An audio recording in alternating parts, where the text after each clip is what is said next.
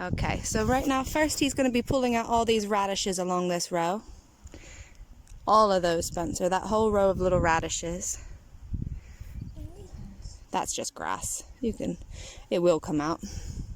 Okay, so we're going to take out these radishes, which are starting to put up little flower shoots, and they are just past their day. So we're just going to... Very, very spiky. Oh.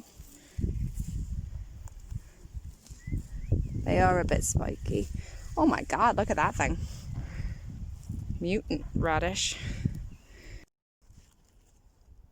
I have some Cape Gooseberries that are going to go in this section, so I need to make room for them. So we're just going to pull these plants out, Spence. Ooh. And they're just going to go in the compost. Ooh. Yep. So we'll move these out. Just be careful behind you because of the onions. Yeah. You're a good helper.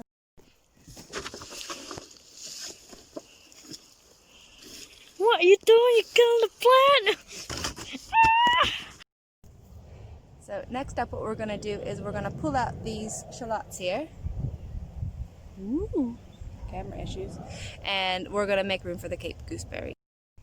Spencer thinks he knows how to do this, so we're just going to watch and see what happens.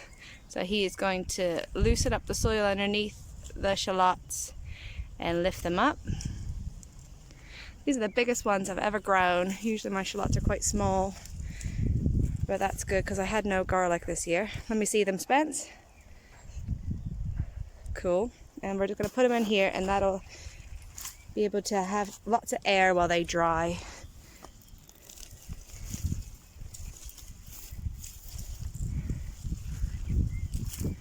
It's probably a bit early still, but I do need the space.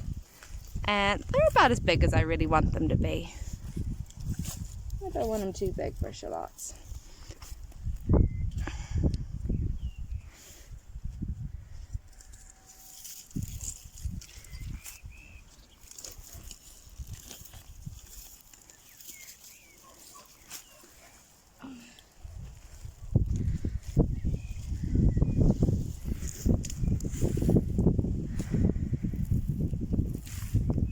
Good job, Spence. Spence is now raking over the soil, making it nice and loose, getting it ready for the next lot of things to go in. Our Cape Gooseberries. Looks good, Spence. So that whole section's ready. And those are all the shallots that we just picked. I was just having fun. So now we're going to start planting these Cape Gooseberries. Now I bought this one because usually I pick these up at the plant sale that we have here at the allotment. But obviously we didn't have them this year because of the coronavirus. So I didn't have a chance to get them. So I just bought this one off Victoriana Nursery Gardens, which is over in Kent. But actually, once I bought it, I was walking around and I found loads of little self-seeded ones, little volunteer plants that had come from my plants from last year. So I potted them up so they could grow on their roots, and I'm just going to put them out here. Now generally they need quite a bit of space. They're big sprawlers. Another name for these, other than Cape Gooseberry, is bacillus, or as my friend Lisa calls it, syphilis. That's not very appetizing. But you could also call them ground cherries. And they do sprawl all over the ground. So I'm hoping by being here, they'll get a bit of support from this net, and I can put a support on this side and kind of keep them in one area. So I'm just going to keep them. I have this one here, and I'm going to get a good trowel distance in between, which is about a foot. And that still probably isn't quite enough space, but we're going to make it work. Just get that in there. Don't need to tag, I know what this is. Bent it down.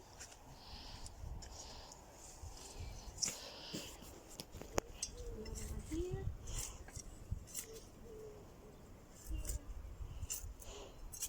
And I'll get one more on that side.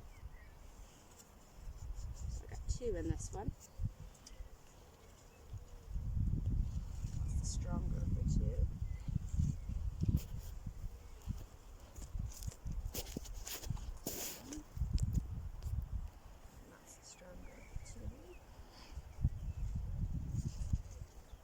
I might put these ones over here, as there is a bit of space here. I don't think this spinach will be long here, so I might as well just fill it in. And if they don't make it, well, they're extras.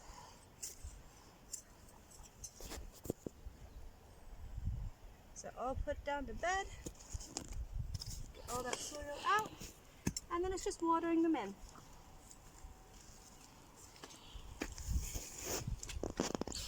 Do you want to water, Sven? Now that I have all these shallots ready, I actually have to make space to hang them. Now I have built a special onion and garlic and shallot hanging device so that they can dry out, but it's a little bit buried, so I'm just going to have to create some space. So this is what it looks like before and after. So I'll show you what this rack is. So all I did was make a frame with some board, screw them together and put them on hinges on the wall so it folds up and down depending on when we need it for. I put some old, one of those cheapy greenhouses that fell apart. I had some of these, so I just staple gunned those on. Now the idea would be to have legs on it, but I'm not a very good builder. Yet surprisingly things still stay together, which is amazing. So instead I just use this pallet and it just props it up. And the stuff on it is never that heavy, so that ends up being perfectly. So what we're going to do, Spencer, you want to bring those in for me? Don't mind with the cobwebs. You got them? Yeah. So we're just going to place them on so that the green tops don't touch the actual onion bulb. Now these are a bit small. Maybe I should put more netting on.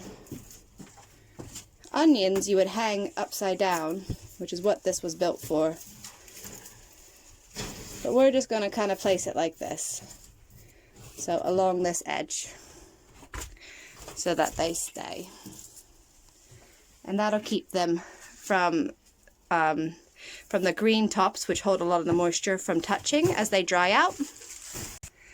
There you go. All the shallots all hung up. And they'll just dry for a couple of weeks and then they'll be ready for storage. Mom, I found another yellow. I found a yellow ladybug. So tiny it won't focus. There it is. It's gonna fly away. That was cool. Well, it's been another great day at the allotment. We've harvested loads of food. We've planted some plants out and we've done a bit of weeding and watering. So it's been a great day. Thank you for joining us today. Bye. Bye.